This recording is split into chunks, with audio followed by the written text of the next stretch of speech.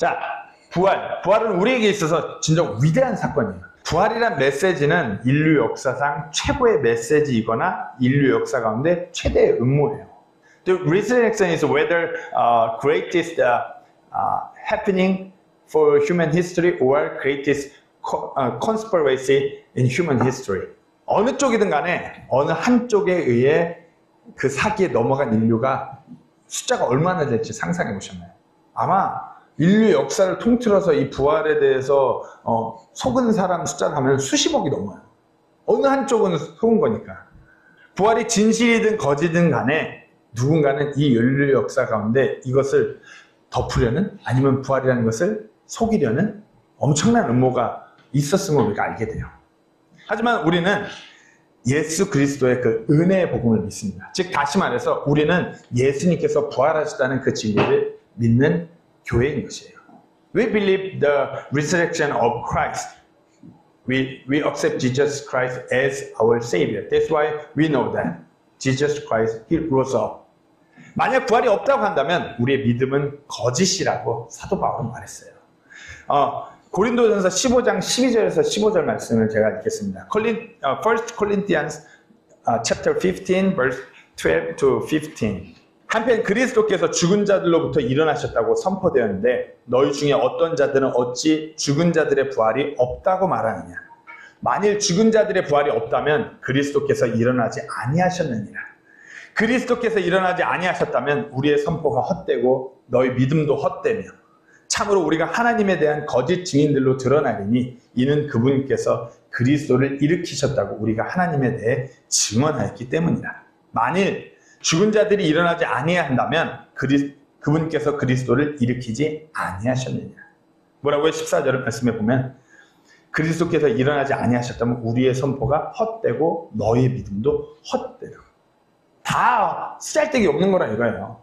사도 바울의 말을 빌리면은 부활이 없다라고 한다면 제가 지금 여기서 사기치고 있는 거죠. 그렇잖아요. 여기 필리핀까지 와서 매주 사기치고 있는 거예요. 그리고 여기 계신 몇몇 분들은 그 사기에 동참하는 공모자들이고요. 공범들인 거죠. 세상의 시각은 솔직히 말해서 이거예요. 말도 안 되는 부활을 우기는 어리석은 사기꾼들이 세상 사람들의 시각으로 보면 그래요. 그렇잖아요. 죽은 사람이 어떻게 살아요? 그리고 부활을 믿는 자들 사람들의 그 의견은 우리도 그렇게 부활할 거라고 주장하니 죽은 자들이 어떻게 살아요? 그래서 오늘 today we will share about the resurrection. We try to discuss about that. 부활을 놓고서 한번 따져보자 이거예요. 그렇죠? 어떤 그 사건을 수사하는 어떤 그 형사와 같이 확실하게 한번 우리가 들여다보자 이거예요. 우리가 부활절의 그 무덤에 대해서 과학적으로 역사적으로 이런 거는 많이 들어서 많이 알아요. 뭐가 뭐 이렇고 저렇고 그런 것이 아니라 오늘 한번 형사처럼 도대체 이 음모의 용의자는 누구인지 한번 따져보자 이거예요. 우리가 깊이 한번 들여다보자 이거예요. 그 증거들에 대해서 그 증인들에 대해서 사람들이 수사는 합리적이고 과학적으로 해야 된다고 그렇게 말해요. 그래서 합리적으로, 과학적으로, 또 역사적으로 어떤 스모킹건까지 끌어들여 와서 한번 따져보고자 할 거예요. 자, 그래서 그것이 부활이 음모인지 아니면 부활을 거짓으로 만들고자 하는 자들의 음모인지 둘 중 하나가 잘못된 것을 깨닫고 정말 우리가 이것이 맞다라고 하면 이것을 우리가 어떻게 붙들 것인지 그것을 한번 나눠보려고 합니다. 자, 먼저 음모란 무엇인지 묻고 시작하고자 합니다. I want to ask first, what is conspiracy? 자, 사전적인 용어로 음모란 나쁜 목적으로 몰래 흉악한 일을 꾸밈 또는 그런 꾀. That's on the note. Yeah. 자, 음모라면 그래서 나쁜 일을 꾸미는 것 같은 목적이 있어야 되고 나쁜 일을 꾀하는 그런 악한 일들이 있어야 돼요. 즉 목적과 일이 있고 그 음모를 꾀하는 누군가 용의자가 있어야겠죠. 자, 그렇다면 이 부활 사건을 두고 두 분류의 용의자가 있겠죠. 오늘 본문에 나오죠. 유대교의 지도자라고 하는 수제사장들과 the chief priest, he's the one of the suspect, the Jewish leader. 그리고 그 집단과 다른 분류의 그 용의자들은 예수님의 제자들 두 명의 그 마리아들, 부활한 예수님을 만난 수백 명의 사람들, 이 사람들 전부 다 용의자 선상에 올려놔야 돼요. 자, 그래서 이 음모에 대해서 이 용의자들을 한번 우리가 수사해 보려고 합니다. 그냥 부활이 말이 돼? 아니면은 반대쪽에서 야, 예수님 부활하셔서 믿어, 이런 거 말고 우리가 조금 더 따져봐야 돼요. 진짜 무슨 사건을 수사하는 형사처럼 깊이 들여다보고 합리적으로 고민해보고 과학적으로도 살펴보고 역사적으로는 어떻게 했는지 또 살펴보고. 자, 이게 안 되는 영어랑 섞어서 하려고 그러니까 좀 막 머리가 복잡해요. 막 회로에 이상이 생기는 것 같아요. 자, 부활이 누군가의 음모, 사기극이 아니라는 생각이 드신다면 그 부활의 예수님을 다시 한번 내 개인의 구주로 정말 굳게 붙드는 날이 오늘, 아니면 예수님을 아직 내 개인의 구주로 받아들이지 못했다면 그분을 자기의 개인의 구주로 받아들인 그날이 오늘이 되기를 간절히 소망합니다. 먼저 그 음모의 용의자들에 대해서 나누려고 합니다. 음모의 용의자들에 대해서. 자, 먼저 첫 번째 용의자는 그 부활의 목격자들이에요. 아까 말씀드렸다시피 오늘 본문 1절하고 9절을 잠깐 보시겠습니다. We will see the verse 1 and verse 9. 안식일이 끝나고 주의 첫날이 밝아오기 시작할 때 막달라 마리아와 다른 마리아가 돌무덤을 보러 가는데, 먼저 첫 등장하는 용의자들이죠. 부활을 사기치는 용의자들. 두 명의 마리아. 자, 9절에 보시면 또 그들이 그분의 제자들에게 말하러 갈 때 보라, 예수님께서 그들을 만나 이르시되 다 평안하냐 하시매 그들이 와서 그분의 발을 붙잡고 그분께 경배하니. 다음 누구죠? 용의자가 예수님의 제자들. 그 다음 이제 고린도전서에 보면 그 예수님의 부활을 목격한 그 증인들에 대해서 다 언급을 해요. 고린도전서 15장 5절에서 8절 말씀을 보시면은, 고린도전서 15장 5절에서 1 Corinthians chapter 15 verse 5 to 8. 5절부터 보시면 게바에게 보이시고, 게바는 베드로에게 보이시고 그 뒤에 12사도에게 보이셨다는 것이다. 사도 베드로에게, 그리고 12사도에게 보이셨다는 거. 여기서 유다는 죽었는데 어떻게 12사도라고 그럴 수 있죠? 바울은 그 예수님의 12제자, 그냥 그 세트로 다니는 12제자, 12사도를 언급하는 것이 12명이었다라는 것을 언급하는 것이 아니기 때문에 요즘 혼돈하시면 안 되고요. 6절부터 그 뒤에 그분께서 500여 형제들에게 한 번에 보이셨는데 그들 가운데 대부분은 지금 이때까지 남아있고 어떤 사람들은 잠들은. 예수님께서 한 번에 500여 명의 형제들에게 보이셨대요. 500여 명. 그리고 사도 바울이 이 몇십 년 지난 뒤에 이 고린도전서를 쓰고 있는데 그 시각에도 몇몇이 살아서 내가 그 분의 부활을 목격했다라고 증언하고 있다라고 바울이 기록한 것입니다. 자, 그리고 7절입니다. 그 뒤에 그분께서 야고보에게 보이시고, 이 야고보는 예수님의 동생 야고보에게 보이시고 그 다음에 모든 사도들에게 보이셨으며, 8절에 맨 마지막에는 정해진 때를 벗어나 태어난 자 같은 내게도 보이셨다. 마지막으로 바울에게도 보이셨다. 게바, 그러니까 베드로, 12사도, 500여 명의 형제들, 예수님의 형제 야고보, 다시 모든 사도들, 그리고 바울까지. 진정 그들은 자신이 만난 부활한 예수님을 증거했던 증인들, 그리고 세상에서 봤을 때 부활 음모의 용의자들이에요. 세상은 계속해서 이 초대교회 시대로부터 지금까지 이 증인들을 음모를 꾸며낸 자들이라고 말해요. 다음 용의자는 부활을 부인하는 자들이에요. 먼저는 성경 기록에서부터 부인하는 자들이죠. 자, 오늘 본문 11절, verse 11 to 15. 그런데 그들이 갈 때 보라, 파수꾼들 중 몇 사람이 그 도시로 들어가 이루어진 모든 일을 수제사장들에게 알리매 그들이 장로들과 함께 모여 의논하고 군사들에게 많은 돈을 주며 이르되 너희는 말하기를 그의 제자들이 밤에 와서 우리가 잠든 사이에 그를 훔쳐갔다 하라. 만일 이 일이 총독의 귀에 들어가면 우리가 그를 설득하여 너희를 안전하게 지켜주리라 하니, 이에 그들이 돈을 받고 가르침을 받은 대로 하매 이 말이 이날까지 유대인들 가운데 공공연히 전해지니라. 수제사장들, shepherd priest, 이들은 어떻게 보면 유대교의 리더들이에요. Chief priest is one of the leader of the Jewish. 그리고 장로들, the elders in the temple. 이들이 진짜 주이시 리더들이에요. 이들은 성경 기록을 통해서 예수 그리스도의 부활을 충분히 알 수 있는 사람이에요. 구약의 말씀을 통해서 이미 예수 그리스도의 부활이 하나님 말씀을 통해 이미 예언된 말씀들이에요. 근데 이들이 성경 기록을 너무나 잘 아는 종교 지도자들이 병사들이 잠든 사이에 시신을 훔쳐갔다는 거짓말을 하도록 했다고 성경은 그렇게 기록하고 있는 것이에요. 그렇기 때문에 부활을 부인하는 분들은 당연히 이와 같이 성경 기록도 지금 부인하는 것이고요. 하나님 말씀을 너무나 잘 아는 자들임에도 불구하고 구약에서 예언된 그 예수님의 부활을 너무나 잘 알면에도 불구하고 자신들의 기득권이 사라질까봐 그것을 덮는 용의자들이에요. 예수님께서 이 땅에서 사역하실 때에도 그 부활을 구약의 말씀을 인용하시면서 분명히 전했어요. Even the Jesus Christ also preached his resurrection through the Old Testament. 그러니까 요나서 1장 17절 말씀을 볼게요. 조나 chapter 1 verse 17. 요나서는 구약의 구약의 끝부분에 아주 조그맣게 있어서 찾기가 힘드는데 요나서는 그렇게 구약에 예수님께서 분명하게 이 요나 구약의 말씀을 인용하셔서 자신의 부활에 대해서 말씀하셨어요. 요나가 밤낮으로 사흘 동안 그 물고기 뱃속에 있었더라. 그 40절에 보시면 요나가 밤낮으로 사흘 동안 고래 뱃속에 있었던 것 같이 그렇게 이거는 마태복음, 죄송합니다. 마태복음 그건데 제가 구절을 안 냈어요. 요나가 밤낮으로 사흘 동안 고래 뱃속에 있었던 것 같이 그렇게 사람의 아들도 밤낮으로 사흘 동안 땅의 심장부에 있으리라. 지난번에 제가 지옥 말씀드렸어요. 땅의 심장부가 뭐라고 했죠? 지옥이라고 말씀드렸어요. 예수님께서 지옥에 3일 동안 내려가셨다가 올라오셔서 부활하신 것이에요. 제가 이 지옥 말씀드렸죠. 예수님께서 지옥에 내려가셨다는 사실을 자꾸 덮는다.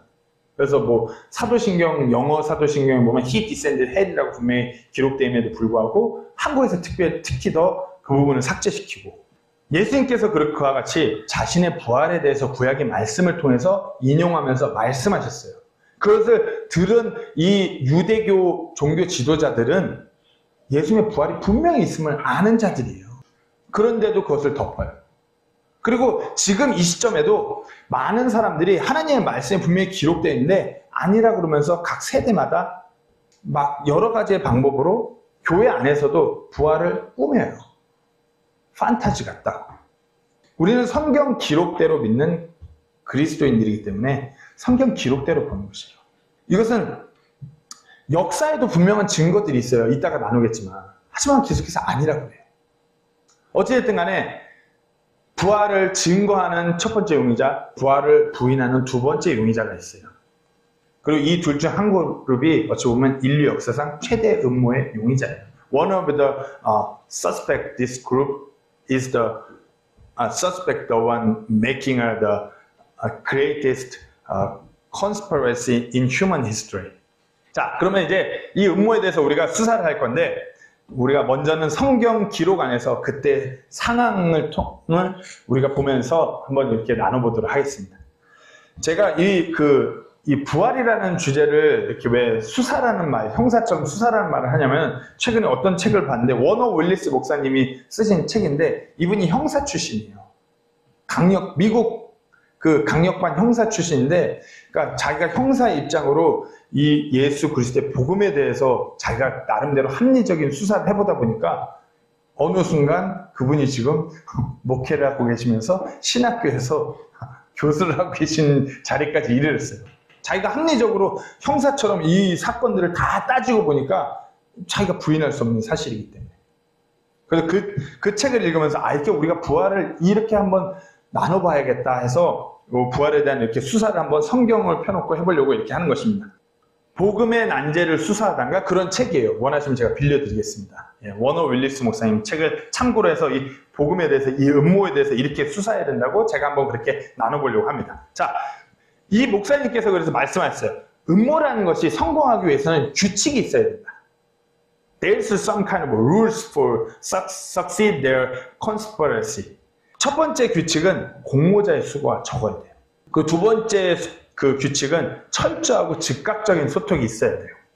그리고 세 번째 규칙은 장기간 반복되지 않아야 해요. 네 번째로는 그 공모자들끼리 깊은 연결고리가 있어야 돼요. 그리고 마지막으로는 그 음모가 계속되기 위해서는 정말 드러나지 않으려면 그 공모자들에게 어떠한 압력이 가해지면 안 돼요. 양쪽이 다 음모라고 한다면 지금까지 그 음모가 이어지고 있다라면 이 규칙을 통해서 이어져야 된다는 것이에요. 그래서 이 규칙을 통해서 저희가 한번 살펴보려고 합니다. 첫 번째로 공모자의 수가 적어야 돼요. 이 음모에 가담한 공모자의 숫자가 적으면 적을수록 이 음모가 성공할 가능성이 높대요. 왜냐하면 오랜 기간 동안 지속적으로 거짓말을 한다는 것이 어렵고 거짓말을 지속하는 사람의 수가 적어야 되기 때문에. 그래서 우리가 영화 보면은 대단한 음모를 한 다음에 자기 주변 동료를 막 살해하잖아요. 그 이유는 음모를 계속되게 하기 위해서.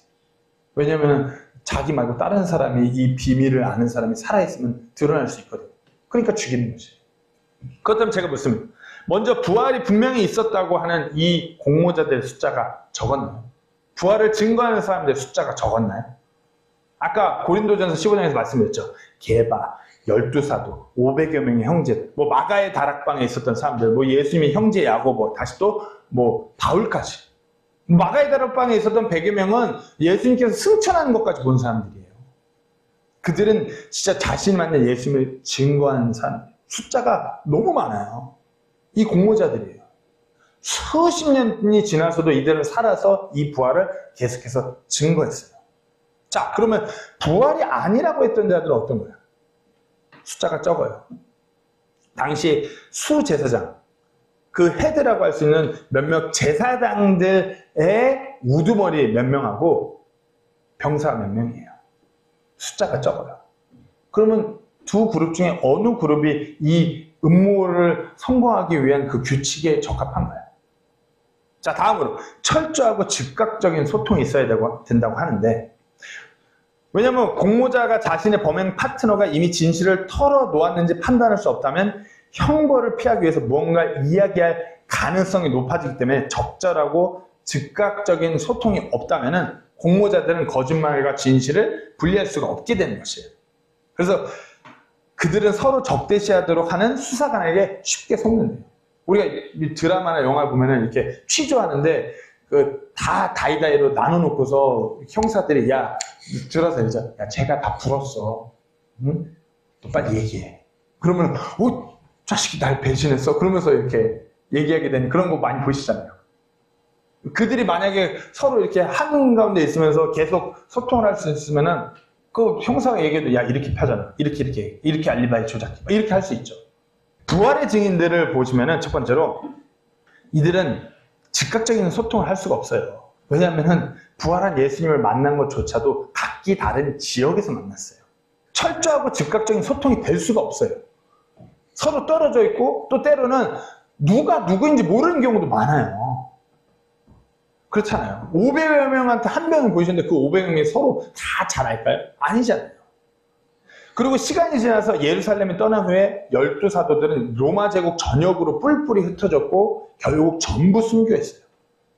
1세기의 소통 방법이라고 하면은 지금처럼 카카오톡이나 페이스북이나 인스타가 있는 게 아니잖아요. 지금처럼 핸드폰으로 전화 이게 아니에요. 뿔뿔이 흩어져갖고 다른 동네 가면은 깜깜무소식이에요. 편지 하나 이 양피지에 서신 보내갖고 수개월 뒤에 그거 하나 읽는 게 전부인 때예요. 소통이 안 돼요.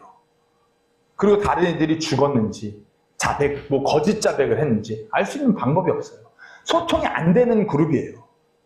하지만 부활을 부인하는 이들은 어떤 거예요? 대제사장, 예루살렘의 장로들, 유대인들의 최고 권력기관이에요. 그들이 병사를 사갖고 돈을 줬어요. 얼마든지 소통이 가능해요. 부르면은 가야 되고 하라는 대로 해야 되고 또다시 너 어제 계산도 왔다 갔는데 얘기했어 했어. 아무것도 얘기 안 했는데요. 즉각적인 소통이 가능한 그룹이에요. 그렇다면 또 여기서 묻죠. 이들의 이 두 그룹 중에 어느 그룹이 음모를 성공시키는 규칙을 지키고 있나요? 자, 세 번째입니다. 장기간 이 음모가 반복되지 않아야 돼요. 짧은 기간 한 번 말하기도 어려운 거짓말을 오랜 시간을 두고 거짓말하기가 쉽지 않아요. 그렇기 때문에 이 음모가, 이 거짓이 장기간 반복되면 안 돼요. 한 번 이렇게 하고 대충 덮고 넘어가야지 그것을 계속 끄집어 올려갖고 계속 반복시키면 어때요? 안 돼요. 그렇기 때문에 음모의 기간이 짧으면 짧을수록 좋다고요. 자, 유대 지도자들은 부활이 거짓이라고 병사들한테 돈 주고서 한 번 속이고 나서 이것을 계속 끄집어내갖고 그때 병사들이 병사들이 그때 그렇게 얘기한 거 못 들었냐? 무덤에서 시신을 누가 훔쳐갔다고 그런 거 못 들었냐? 이렇게 음모를 끄집어내지 않아요. 성경을 읽어보시면은, 사도행전에 이런 걸 읽어보시면은, 유대인들은 계속해서 그 부활을 증거하는 자들을 핍박하고 죽이고자 해요. 돌로 치고자. 음모를 끄집어내지 않아요. 이때 이후로 음모는 덮어요. 하지만 부활을 증언하는 자들은 어떨까요? 부활이 음모라고 한다면 이들은 놀라울 만큼 긴 시간 동안 자신들의 음모를 보존해오고 거듭 말하는 그룹이에요. 부활을 증거하는 사람. 그렇잖아요. 사도행전 읽어보면 계속 예수님께서 다시 살아났다, 일어나셨다, 부활하셨다, 거듭 증거해요. 사도 바울의 서신서를 봐도 예수님께서 다시 살아나셨다, 우리도 그와 같이 부활할 것이다, 거듭 그 메시지를 전해요. 사도 요한이 사도들 중에 가장 오래 산 사도예요. 부활이 있은 후 거의 60년을 생존하며 가장 오래 살았어요. 그 성경, 마지막에 성경 기록대로 그 부활에 대해서 또 언급하면 쓰죠. 자신들의 음모를 이들은 수십 년에 걸쳐서 계속 반복하고 또 반복하고 성경 기록에다가 남겨갖고 지금까지도 그 성경 기록을 믿는 사람들이 계속 반복해요. 그렇다면 누가 이 음모가 성공되는 규칙을 지키고 있었나요? 자, 다음입니다. 깊은 연결고리가 있어야 돼요. 모든 공모자가 의미 있고 깊은 관계로 연결되어 있을 때 그중 하나를 설득해서 다른 사람을 포기하도록 만드는 게 어려워요. 그러니까 예를 들면은 이 범죄에 공모한 사람들이 가족이면 가족일수록 음모가 성공할 확률이 높죠. 아주 그런 끈끈한 어떤 관계가 있는 사람일수록. 자, 유대교 지도자들과 병사는 이 권력층이라는 확실한 연결고리가 있었어요. 확실한 커넥션이 있었어요. 그렇잖아요. 이때 유대교에서 유대인들에게서 대제사장들 중에서 수제사장, 그러니까 제사장들의 우두머리는 최고 권력이에요. 병사들이 어떻게 할 수가 없는 확실한 연결고리예요. 하지만 이 반대쪽 그룹, 반대쪽 용의자 그룹인 부활의 증인 사도를 비롯한 사람들 어떤 거예요? 연결고리가 별로 없어요. 여기 몇몇 사도들은 형제인 그 몇 명을 빼고는 다 제각각이에요. 태어난 그것도 틀리고, 그리고 예수님을 만난 그 수백 명의 사람들은 다 제각각이에요. 지역도 틀리고 뭐 다 틀려요. 연결고리가 그렇게 뚜렷하지가 않아요. 얼마든지 배신 때리고 그냥 등 돌려도 상관없는 사람들의 그룹이 바로 부활의 증인들이에요. 수십 년의 세월을 연결고리가 뚜렷하지도 않은 사람들. 그렇다고 해서 예수님하고 이 사람들이 엄청나게 오랜 시간 함께한 것도 아니에요. 예수님의 공적 사역 기간은 이 땅에서 3년 반이에요. 그리고 이 3년 반에 이 여기 언급된 부활의 증인들이 얼마나 예수님과 그 시간 함께 보냈을까요? 정말 짧은 시간을 함께 보냈던 사람들. 예수님과의 연결고리도 적어요. 그리고 자기들 서로 그 연결고리도 뚜렷하지가 않다라는 것이에요. 그런 연결고리도 없이 수십 년 이 음모, 이 부활을 계속해서 지켜왔던 사람들이에요. 부활에 대해서 계속 소리쳤어요. 계속 증거했어요.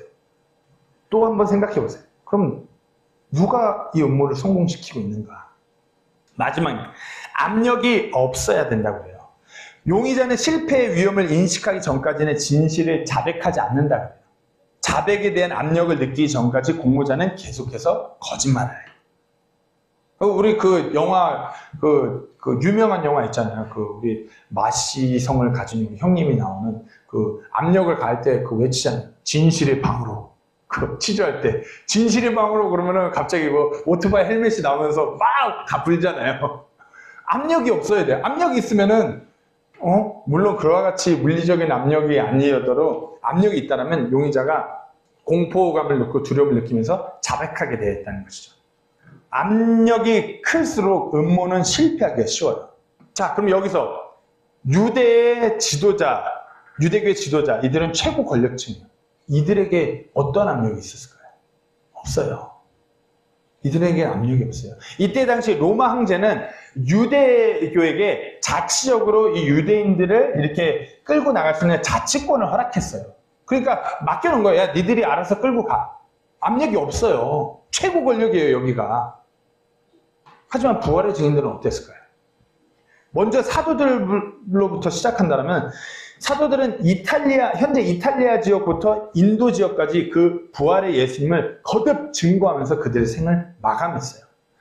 이건 성경 기록이 아니에요. 역사 기록이에요. 전설에 의하면 이들은 상상할 수 없는 육체적 고문을 받아서 결국 다 순교했는데, 전설에 의하면 베드로는 십자가형을 당하는데 내가 어떻게 예수님과 같은 그와 같은 모양으로 죽을 수 있겠냐. 나를 차라리 거꾸로 매달아달라고 해서 거꾸로 십자가형을 당한 게 베드로. 그리고 야고보는 예루살렘에, 예수님의 형제 야고보는 예루살렘의 최고 이제 초대교회 최고 어른이 됐죠. 예수님의 형제고 나이도 많고는. 근데 암살자의 칼에 찔려서 죽었고요. 도마는 밀라포르라는 지역에서 군중들에 의해서 몰매 맞아서 살해된 거예요. 사도들의 순교를 들여다보면 섬뜩해요. 뭐 안드레는 십자가형, 요한은 유배되어 죽고, 누가는 교수형을 당하고, 마가는 말에 죽을 때까지 말에 계속 끌려다니다가 죽고, 마띠아는 돌에 맞아서 죽고, 마태는 칼에 죽고, 도마는 인도에서 창에 찔려 죽고. 사도들뿐만 아니라 예수 그리스도의 증인이 된 모든 사람들은 극심한 핍박, 1차적으로는 유대인들의 엄청난 핍박을 당하고, 나아가서 이제 로마 이방인들로부터 또 핍박을 당해요. 그럼에도 불구하고 계속 그 부활을 증거해요. 즉 다시 말해서 목숨을 끊게 하는 그 같은 압력이 수십 년 동안 계속 따라다녔음에도 불구하고 이들은 계속해서 이것을 증거했다는 것이에요. 어떤가요?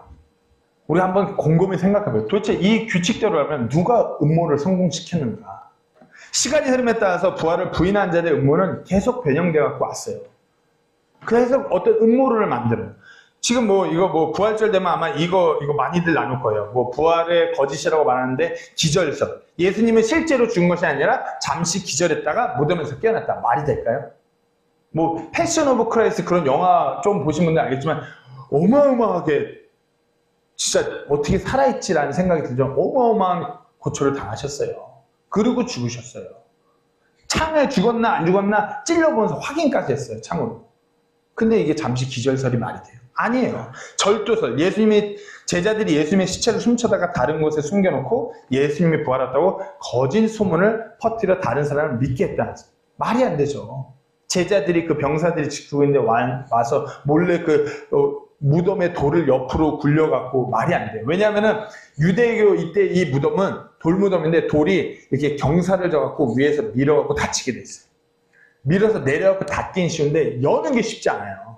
근데 하물며 병사들이 지키고 있는데 야밤에 제자들이 와서 말도 안 되는 거죠. 그리고 또 다른 부인한 자들의 음모로는 환상설이에요. 예수님을 너무너무 사모하다가 헛것을 보고서 부활을 퍼뜨렸다는 설. 이것도 말이 안 되죠. 성경을 읽어보면은 제자들이 예수님과 함께 있을 때 예수님의 그떤 죽음과 부활을 사모했던 적이 없어요. 예수님이 부활하셨다는 소식을 듣고도 믿지 않았던 제자들도 있었어요. 그걸 환상이라 하기에는 그리고 인원이 너무 많아요. 그렇잖아요. 환상이라고 하기에는 500명이 넘는데. 그리고 환상이었다면은 그 환상설을 주장한 사람들이 예수님의 시신을 갖고 왔겠죠. 그것을 증거라고 들이댔겠죠. 그 외에도 무덤설, 무덤을 뒤바꾼 데를 주소를 잘못 찾아갔다, 신화설, 거듭 다른 음모론으로 부활을 부인했어요. 그리고 지금도 여러 가지 설을 첨언하면서 부활이 아니라고들 많이 말해요. 과학자들 특히 죽은 사람이 사는 게 이성적으로 말이 되냐 하면서 부활이 아니라고 해요. 이성적으로, 과학적으로, 의학적으로 죽은 사람이 살아날 수는 없다라고 하면서 부활이 아니라 그래요. 하지만 우리는 어떻게 해요? 우리는 성경 기록대로 믿는 사람들이에요. 부활의 증인들, 부활이 아니라고 하는 사람들은 계속해서 이와 같이 부활이 아니라고 하면서 끌고 와요. 그러면 부활의 증인들은, 이 용의자들은 부활의 뭐를 어떻게 끌고 와요? 이들은 딱 단 한 가지의 방법만, 그냥 그 부활을 증거하는 것만으로 수십 년간 그들의 삶을 끌고 왔고, 그 성경 기록을 그들이 남겨놓은 걸 보고 믿는 우리가 또 계속해서 그 부활의 음모를 끌고 오는 용의자들인 것이에요. 자, 사도행전 2장 31절에 32절 말씀을 보겠습니다. 그리스도의 부활에 대하여 말하기를 그의 혼이 지옥에 남겨지지 아니하였고 그의 육체도 썩음을 보지 아니하였도다 하였느니라. 이 예수님을 하나님께서 일으키셨으며 우리는 다 그 일의 증인들이니. 사도행전 17장 31절에 그분께서 친히 그 사람을 죽은 자들로부터 일으키심으로써 모든 사람들에게 그 일에 대한 확신을 주셨습니다. Romans chapter 8 verse 34. 로마서 8장 34절 말씀에 정죄하는 자가 누구냐? 죽으신 분은 그리스도요. 참으로 다시 일어나신 분도 그리스도신데 그분께서는 바로 하나님 오른쪽에 계시며 또한 우리를 위해 중보하십니다. 골로시안 chapter 1 verse 18. 골로새서 1장 18절 말씀입니다. 또 그분께서는 몸 곧 교회의 머리시니라. 그분께서 시작이시요 죽은 자들로부터 처음 난 자이시니 이것은 그분께서 모든 것 가운데 으뜸이 되려 하십니다. 2 Timothy chapter 2 verse 8. 디모데후서 2장 8절 말씀입니다. 다윗의 씨에서 나신 예수 그리스도께서 나의 복음대로 죽은 자들로부터 일으켜지신 것을 기억하라. 그 많은 인원이 혹독한 핍박 가운데서도 그 압제 가운데서도 목숨을 던져가면 단 하나만을 증거했어요. 목숨을 던져가면 단 하나. 뭐죠? 부활의 예수님. 그분께서 죽음에서 다시 살아나셨으며 그 무덤은 비어 있었습니다. 그리고 그분께서 다시 오실 것이며 우리도 그분과 같이 사망을 이기고 부활할 것입니다. 자, 우리가 이렇게 살펴봤어요. 그러면 이 부활이라는 음모의 용의자를 누구를 지목하시겠나요?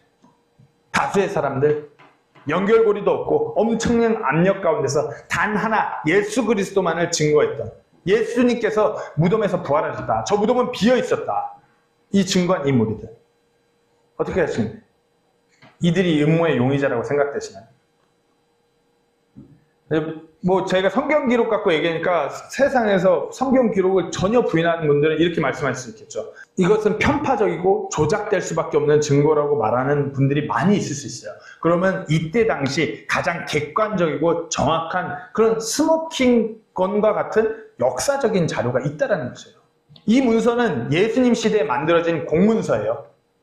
지금까지 터키 성소피아 사원에 소장되어 있고 50건이라는 이만한 그 분량으로 쓰여진 문서예요. 이것을 쓴 사람은 빌라도예요. 예수님을 십자가에 매달리게 그것을 한 빌라도.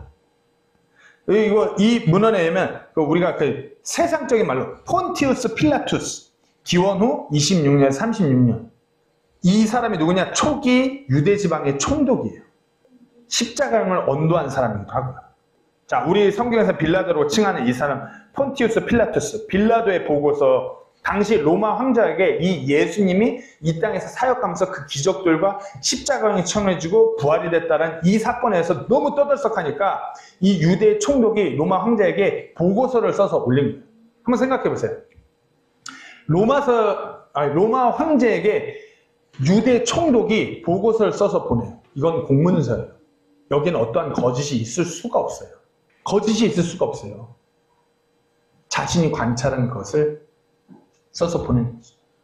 제가 이걸 장황하게 막 여기다 이걸 다 넣었다가 지금 타블렛이 배터리가 날아가서 대충 제가 말씀드리겠는데 뭐 인터넷에 치면 다 나와요. 빌라도의 보고서, 뭐 영문으로도 나와요.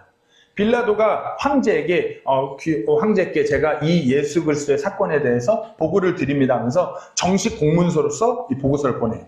예수님께서 그 기적에 관해서. 그러면서 마지막에 이 부활에 대해서 자기가 사람을 보내서 그 부활의 그 어떤 지키고 있던 병사들이며 이런 걸 다 만나서 부활에 대해서 이 사람이 코멘트를 하는데 마지막에 이 사람이 이 코멘트를 해요.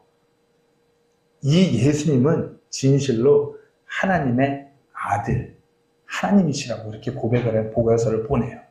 빌라도에게. 이 있었던 예수 그리스도를 통한 이 기적, 이 부활 사건은 정말 진실이고 자기도 이것을 조사하면서 느낀 건데 이 예수님은 진정 성경 기록대로 하나님의 아들이 맞다라고 그 보고서를 보내요.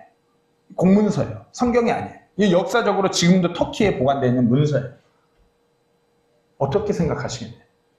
아직도 이 부활 사건이 어떤 인류 역사상 최대 음모라고 생각하시나요? 아니면은 이 부활을 덮는 사람들이 인류 역사 최대 음모라고 생각하시나요?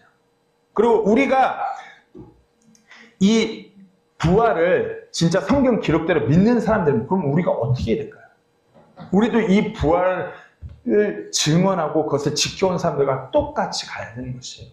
아까 사도행전 2장 32절 말씀에 뭐라고 그랬어요?